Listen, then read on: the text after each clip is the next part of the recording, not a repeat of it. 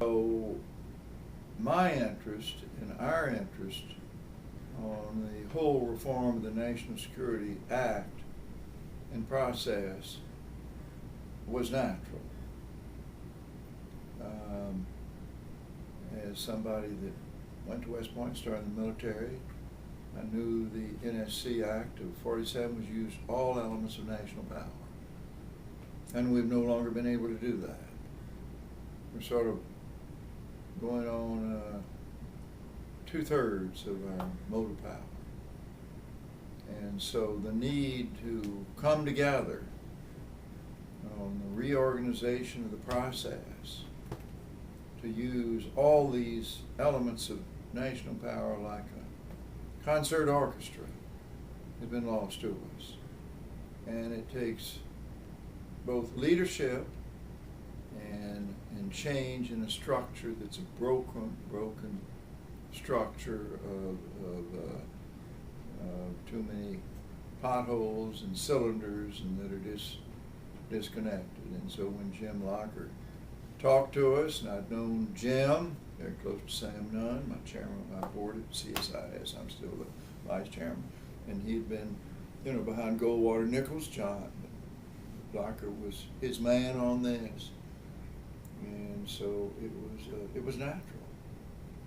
That's sort of the story in a paragraph. So when this concept came to you, what did you think? How did you go about organizing it?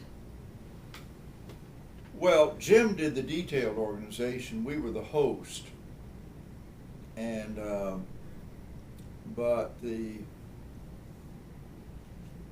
Jim knew from his service on the Hill, my 4 times in the executive branch, and on the Hill when I began.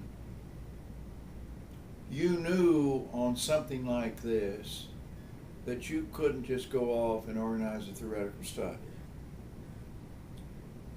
You had to build in ideas and support, and so I was 100% behind the idea of a guiding coalition of preeminent people, like Brent Scrowcroft, who had been head of the NSC process twice. And I had seen one notorious breakdown of the NSC system when I was called back by Reagan as NATO ambassador to get him out of Iran-Contra. And I was working with the president to restore integrity in the investigative process. Brent was on the Tower board, Senator Tower, General Scowcroft, Senator Muskie, in examining the breakdown of the system. So we two on the guiding coalition saw this firsthand.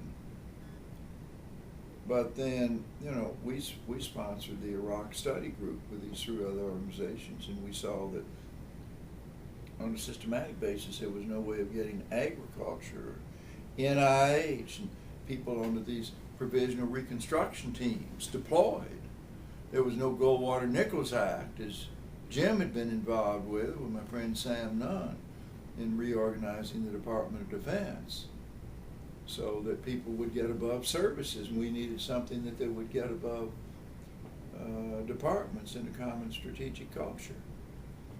So the process that Jim, doing the in-depth studies with the guiding coalition, helping on the strategic, what I call the strategic rooftop, and the next phase of this will go into the recommendations, with this initial phase being the problems of a system which has often suffered a very serious breakdown.